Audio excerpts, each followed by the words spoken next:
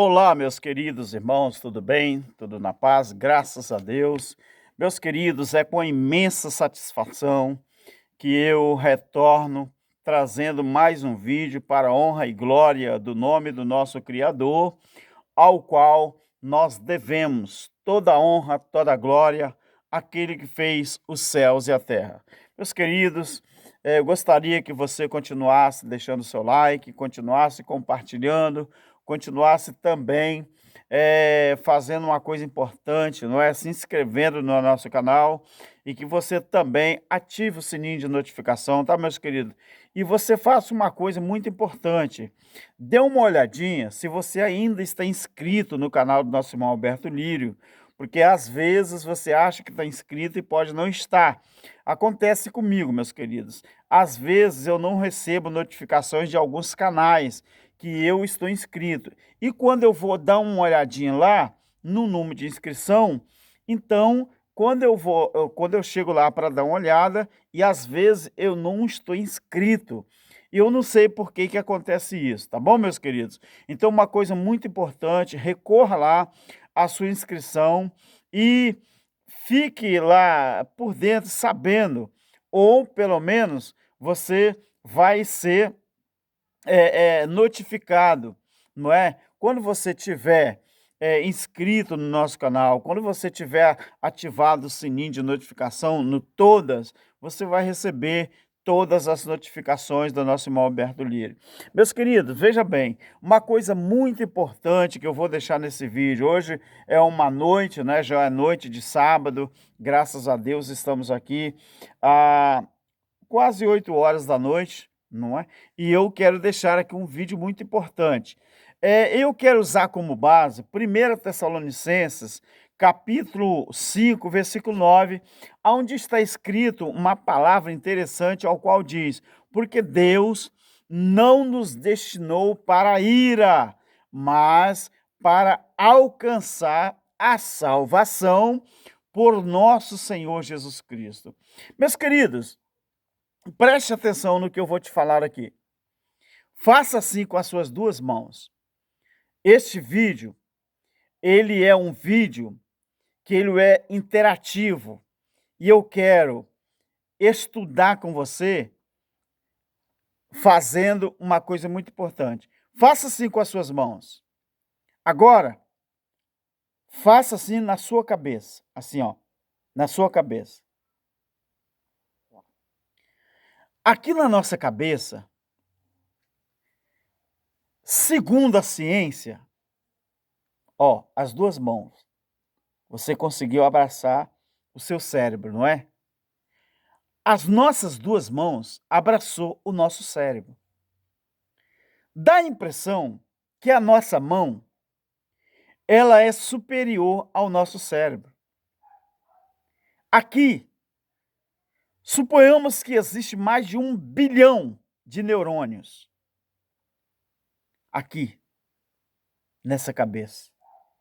Mas as nossas duas mãos conseguiu abraçar o nosso cérebro.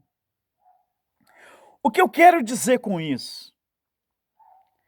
Que a grandiosidade de Deus, Deus é tão grande, mas é tão grande, que ele cabe aqui, ó, dentro do meu, do seu e do nosso coração. Então, eu quero fazer uma pergunta muito interessante. O Deus que fez os céus, a terra e tudo que aqui há ou existe, ele não se pode, ninguém consegue medir Deus. Ninguém é capaz de determinar a grandiosidade de Deus. Nenhum ser humano, ele consegue dimensionar a grandiosidade de Deus. Preste muito atenção no que eu vou falar. Por que que os chamados evangélicos já nasceram desviados? Por quê? que os chamados evangélicos já nasceram desviados? Porque após, meu querido, o ano 70, ninguém precisa de religião ou de denominação para praticar uma adoração ao nosso Criador. Então, eu quero refutar o sistema evangélico, o sistema religioso, o chamado evangélico, quando eles dizem que nós precisamos de uma religião, de uma denominação para praticar uma adoração ao nosso Criador. É mentira! O nosso Criador, o nosso Deus, ele é tão grande, que ele consegue morar aqui dentro do meu coração, dentro desse tabernáculo, dentro dessa estrutura. Com as suas duas mãos, você consegue abraçar o seu cérebro, mas só que aqui dentro do seu cérebro tem mais de 1 bilhão de neurônios criado pelo Criador. Então, por que os chamados evangélicos já nasceram desviados? Porque eles não entenderam a graça de Deus. Primeiro, porque após o ano 70, ninguém precisa de uma religião, de uma denominação, para dizer que vão a um lugar físico, que vão a um lugar de adoração para adorar o Criador. João capítulo 4 refuta essa tese de que alguém precisa de uma religião ou de uma denominação para adorar ao Criador. Você já imaginou, meu querido, na expansão do nosso Deus? Todas as religiões, todas as denominações estão contra Deus. Todos lutam contra Deus. E lutar contra Deus é aniquilar a graça de Deus. Segundo, por que os chamados evangélicos já nasceram desviados? A religião, ela trabalha contra o Criador.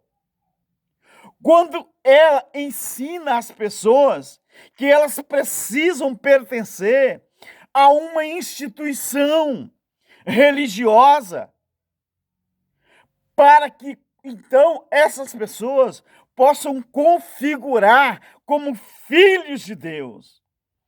Isso aqui está refutado no capítulo 10 de João. É mentira, meus queridos. Deus, ele é tão grande. Deus, ele deu muita inteligência ao ser humano. Essa inteligência, o nosso cérebro, parece que ela cabe na palma da nossa mão, mas são bilhões e bilhões de neurônios que estão aqui dentro do nosso cérebro. Você não consegue fazer com que Deus habite em um lugar físico, em uma instituição, em uma religião, em uma denominação, para que dali então ele possa ser adorado. Aonde, meu Deus? Aonde que os evangélicos estão com a cabeça e não usam a sua inteligência para tentar entender a expansão, a grandiosidade desse nosso Criador?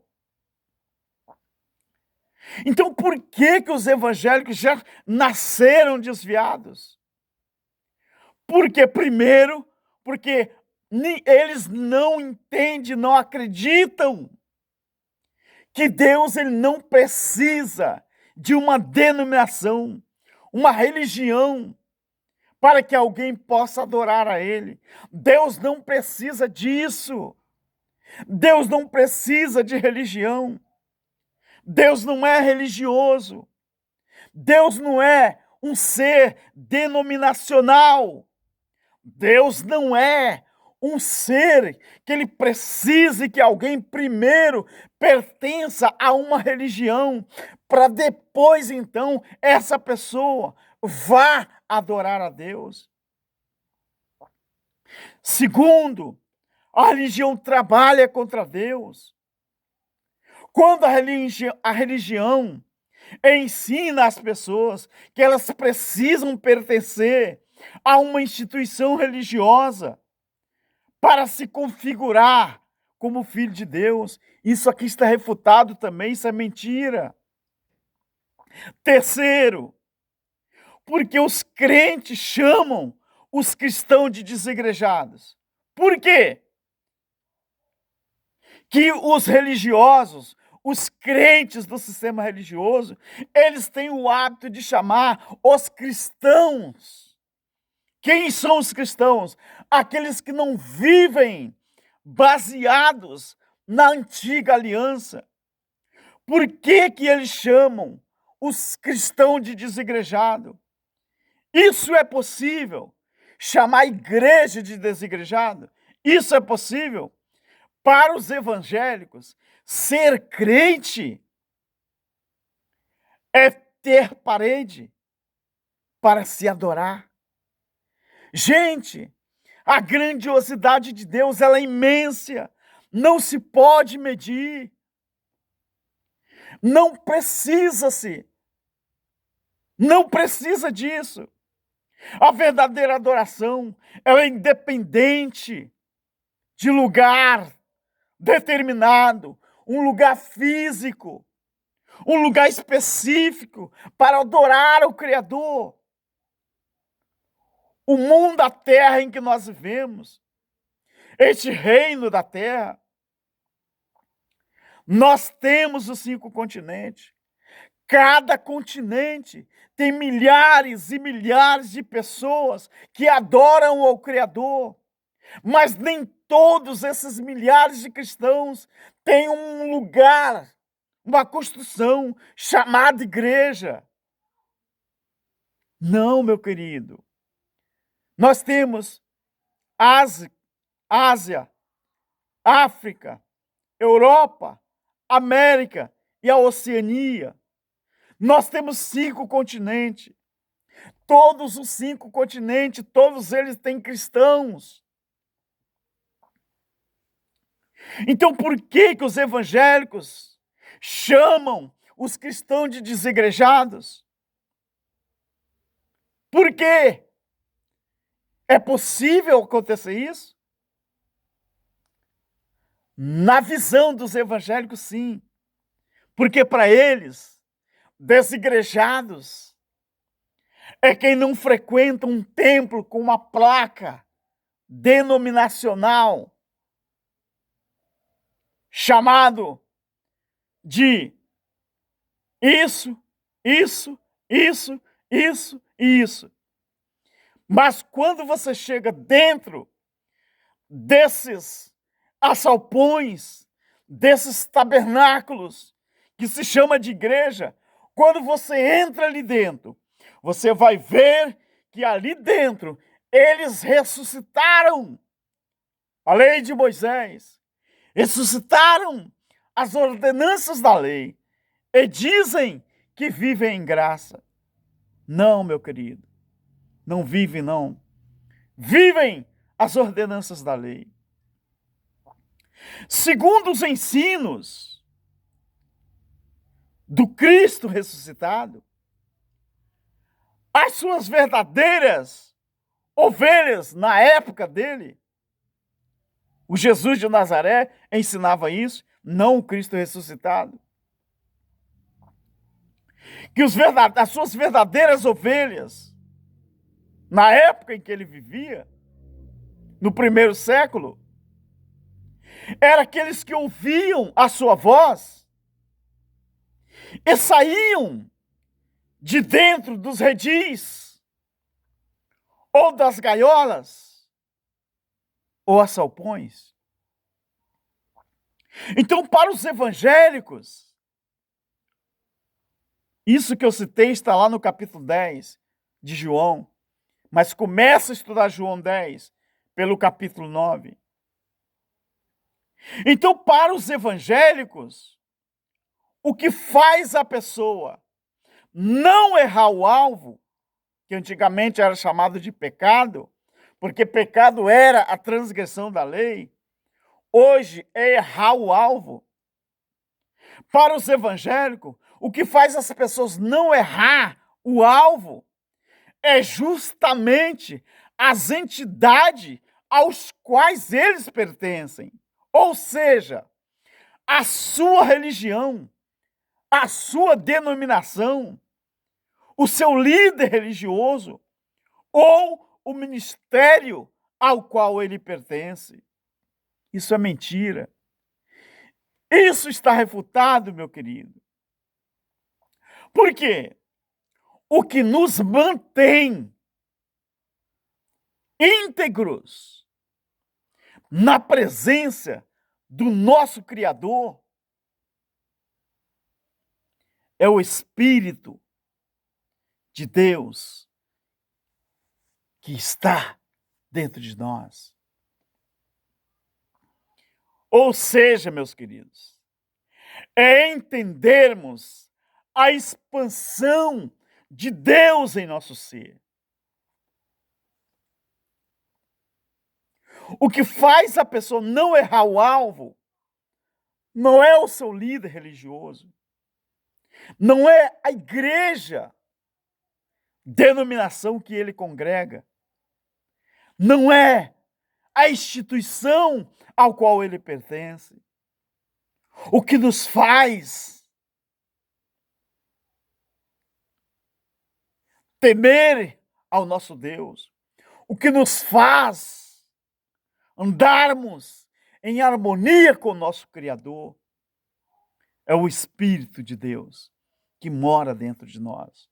Ou seja, meus queridos, para você se libertar do sistema religioso, é preciso você entender a expansão do nosso Criador. Para os religiosos, meu querido, é impossível ser adorador se não tiver um vínculo com alguma instituição religiosa. Haja vista, quando você pergunta a um evangélico religioso, meu querido, de qual igreja que você é? Ele responde, eu sou da Assembleia. Meu querido, de onde você é? Qual igreja que você pertence? Eu sou da Batista. E você, meu querido?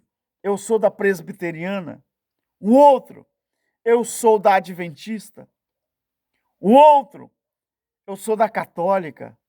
O outro, você é da onde? Eu sou da Maranata. Meu querido, comunhão com Deus é isso? Comunhão com Deus é fazer parte de uma instituição religiosa? É claro que não. É claro que não. Pasme você e preste muito atenção. Eu perguntei isso, eu fiz uma pergunta a um certo rapaz que disse que é pastor de uma igreja. Eu fiz essa pergunta a ele. Meu querido, como Deus mandaria o homem fundar uma instituição religiosa, uma igreja que eles chamam que é placa denominacional? Como que Deus mandaria o homem fundar uma coisa que ele mesmo é contra? Deus é contra a religião. Deus é contra a instituição religiosa. Deus é contra o tempo físico que as pessoas chamam de igreja. Deus, ele não habita mais em templo feito por mão de homem. Atos capítulo 7 e também Atos capítulo 17. Deus, ele não mais habita em templo feito por mão de homem. Sabe por quê? Porque o templo feito por mão de homem foi na antiga aliança. Quando Jesus morre e ressuscita, o verdadeiro templo passa a ser o nosso corpo. Você acredita que esse senhor que diz que é pastor, mesmo eu abri a Bíblia, mostrei a ele escrito, ele não concordou? Sabe o que eu falei para ele? Infelizmente, meu querido, eu falei assim para ele: hoje, a Bíblia, a palavra, ela já deixou de ter validade para muita gente há muito tempo. Hoje, a grande maioria dos evangélicos, dos religiosos, eles preferem dar ouvido ao que os seus líderes falam do que a pessoa recorrer à palavra para ver se é verdade ou é mentira. Eu fiquei sem resposta quando eu fiz essa pergunta. Eu falei com ele: vem cá, meu querido, a igreja que você pastoreia, foi Deus que mandou você fundar? Primeiro ele tinha respondido que sim. Eu falei assim: preste muita atenção na sua resposta. Foi Deus que mandou você fundar? Primeiro ele tinha dito que sim. Depois, quando eu mostrei a ele que Deus nunca mandou ninguém fundar uma religião ou uma denominação, porque Deus é contra essas coisas, ele falou: não, eu que tive vontade e fundei. Eu falei: então, você fundou uma instituição, registrou uma instituição, botou uma placa denominacional e chama aquilo de igreja. Foi Deus que mandou você fazer? Ele: não, eu que senti. Eu falei: porque se você falasse que Deus mandou você fazer, eu vou te mostrar dentro da Bíblia, como que Deus mandaria você fundar uma coisa que ele próprio é contra. E ele engasgou. O problema da religião é que eles consideram suas convicções como se fossem as convicções do nosso Criador. Sem mesmo, irmãos, queridos, levar em consideração a palavra do próprio Criador. Os religiosos, eles consideram as suas convicções, é eles que determinam se a pessoa vai para o inferno ou se não vai para o inferno. E eles pegam a prerrogativa da salvação como se eles fossem os donos. Como se eles fossem o criador da salvação. Então eles consideram a convicção deles, os religiosos, como se fosse o próprio Deus falando. Como se essas convicções deles, humanas, fosse a própria convicção de Deus. Então, meu querido, é fácil sustentar a doutrina de um arrebatamento físico, por exemplo. Por quê? Que é fácil sustentar isso e enganar as pessoas. Porque normalmente quem ensina isso não vai estar aqui para saber se o arrebatamento físico aconteceu ou não. Porque todos vão morrer. Então ele não importa de ficar rico, de ganhar muito dinheiro, enganando as pessoas. Porque eles sabem que não vai acontecer. Arrebatamento já aconteceu Porque em graça, tudo tem que ser entendido no âmbito espiritual. Então eles não estão nem aí, se lixando.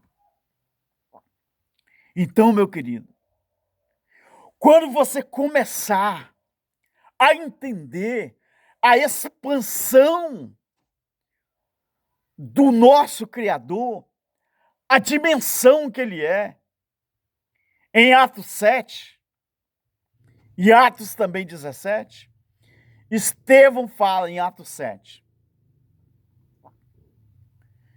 que Deus fala assim: se o céu e a terra não podem me conter, como que vocês constroem uma casa, um templo físico, e acham que eu tenho que morar ali? Eu tenho que conter-me ali. Estevão fala: Deus, ele não habita em templo feito por mão de homens. Mas a religião, ela não quer que as pessoas saibam da verdade. Em 1 Coríntios, no capítulo 15, o versículo 26, fala assim: o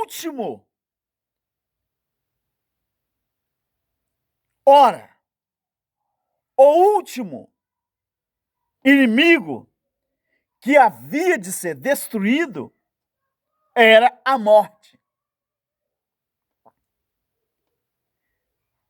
O último inimigo que havia de ser destruído era a morte. Esse inimigo, a morte, foi destruída ou não? Sim, foi destruída. Por que foi destruída? Porque em Hebreus, no capítulo 2, 14, 15, fala que Deus, ele aniquilou quem tinha o império da morte, isto é, o diabo. E eu mostrei esse texto para esses irmãos que se diz pastor. Eu falei: olha aqui, meu querido, se vocês continuam ensinando na instituição de vocês chamam de igreja, que o diabo ainda existe, vocês estão blasfemando na cara do Cristo que ele não concluiu a obra dele na cruz. E a Bíblia diz ali que foi sim destruído.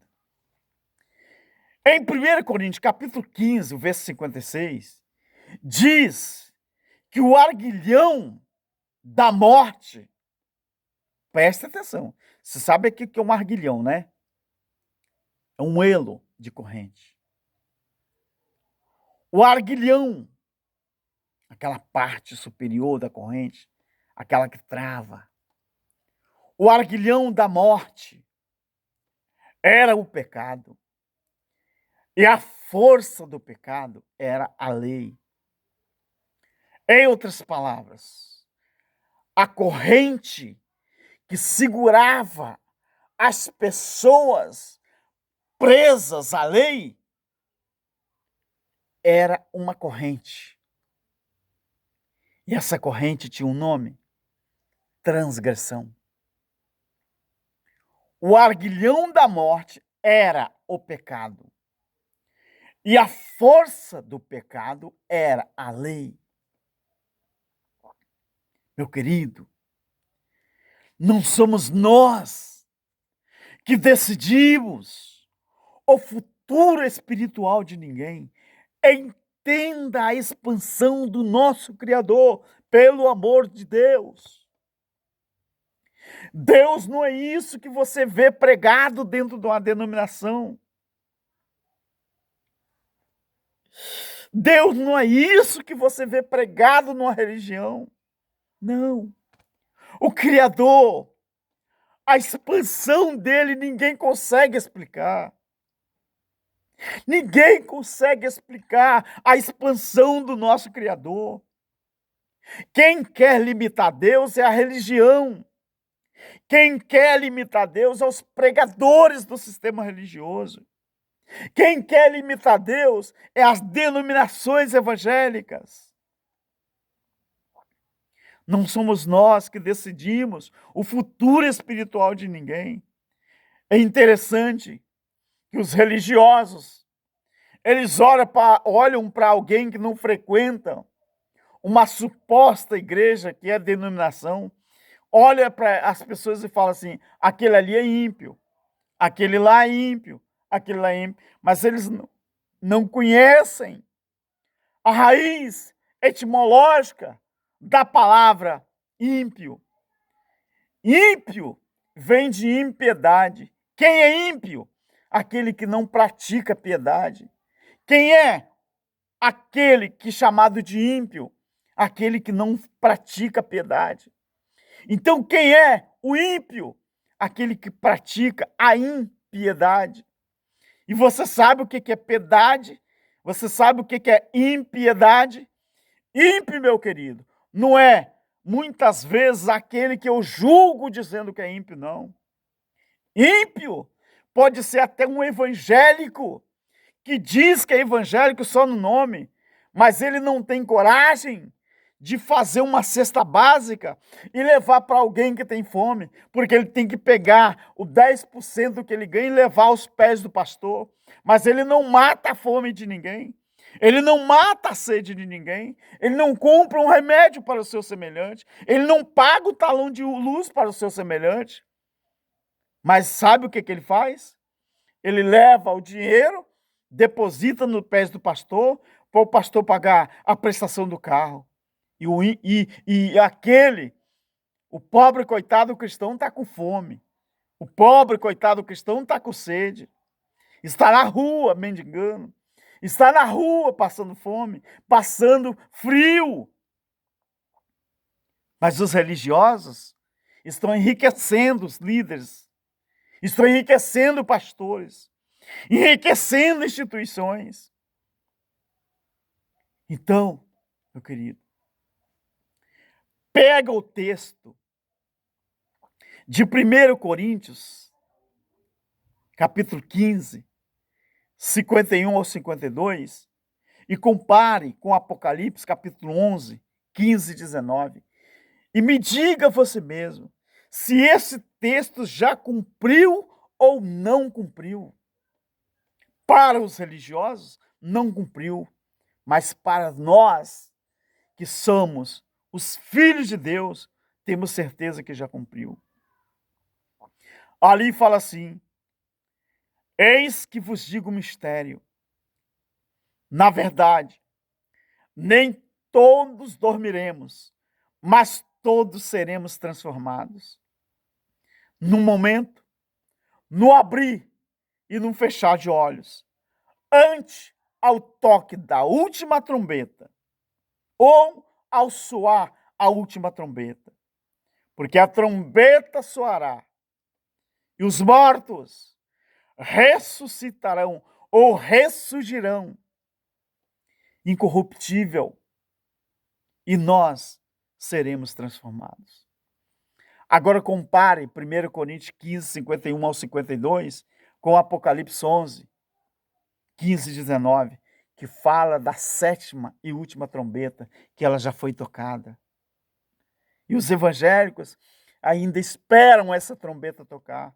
Apocalipse foi escrito no ano 65, 68, antes do juízo acontecer. Meu querido, a expansão do nosso Criador, ela é tão limitada pelo sistema religioso que eles nunca vão entender. Assim como o nosso cérebro,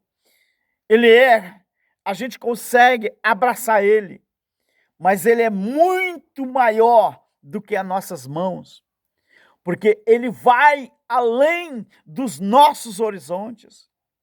Assim é o nosso Criador. Eu sou pequeno, nós somos pequenos, mas ele cabe aqui dentro. E quando ele chega aqui dentro, meu querido, a nossa vida muda. As religiosidades, as religiões, as denominações, as ordenanças da lei, isso tudo cai por terra.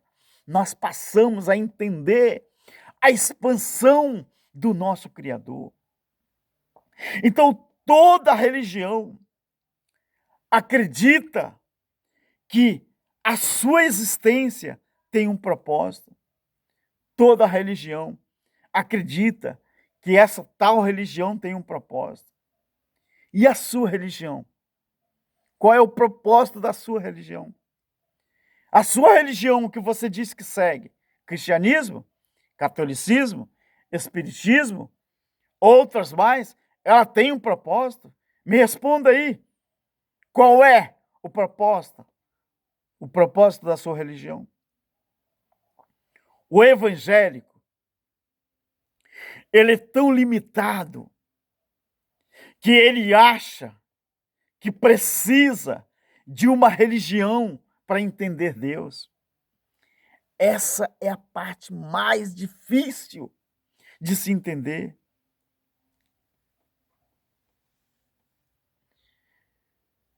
Preste atenção nisso. Como que pode o evangélico achar que ele precisa de uma religião, ele precisa de uma denominação para ele entender Deus? Deus é inexplicável. Deus, a sua glória é inexcedível. Deus, a sua grandiosidade é imedível, imensurável. Não se pode mensurar. A sua religião tem um propósito? Qual? Responda a você mesmo, se você puder.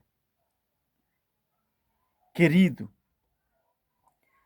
a extensão ou a expansão do nosso Criador, ninguém consegue medir. E não foi e nem vai ser a religião que explica Deus. A expansão de Deus, ninguém vai conseguir explicar. Sabe quando que você vai começar a entender a grandiosidade de Deus? Quando você se libertar da religião e dos preceitos do homem. Aí, quando você começar a entender que o ser humano, ele não precisa de um aio para entender Deus, aí você vai começar a entender a grandiosidade do nosso Criador.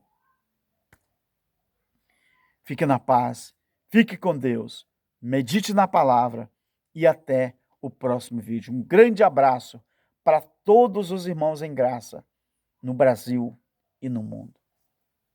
Amém. Fique na paz.